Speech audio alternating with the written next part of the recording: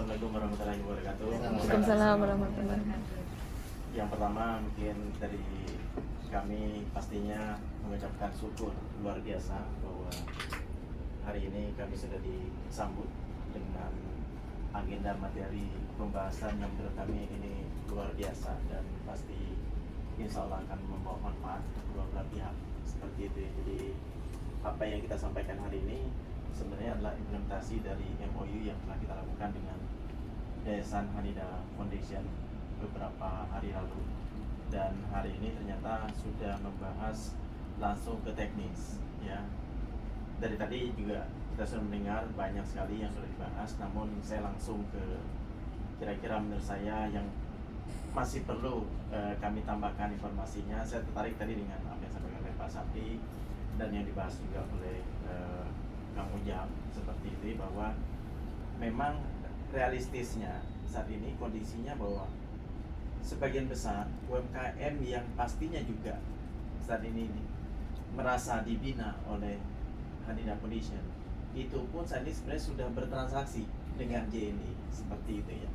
Sudah bertransaksi dengan JNE, makanya tadi Pak Sapri saya pikir luar biasa ingin mempertanyakan kira-kira untuk sinergisitas ini bagaimana sih langkah kita dan peran kita masing-masing untuk bisa membuat kerjasama ini jadi memang lebih bermakna ya, jadi ada value editnya seperti dari sebelumnya.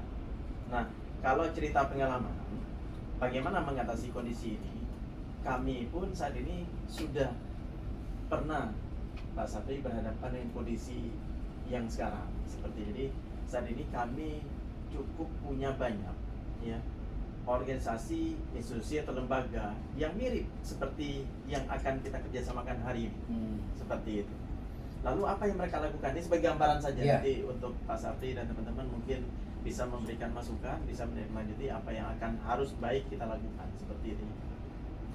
Jadi yang kita lakukan saat ini dengan kolektor-kolektor UMKM itu atau pengepul-pengepul UMKM itu yang mereka ada di hampir sebagian besar provinsi ataupun kota utama di Indonesia ini. Jadi yang mereka lakukan adalah memang mereka membuat satu komunitas tempat bernaungnya para UMKM itu dengan berbagai macam cara.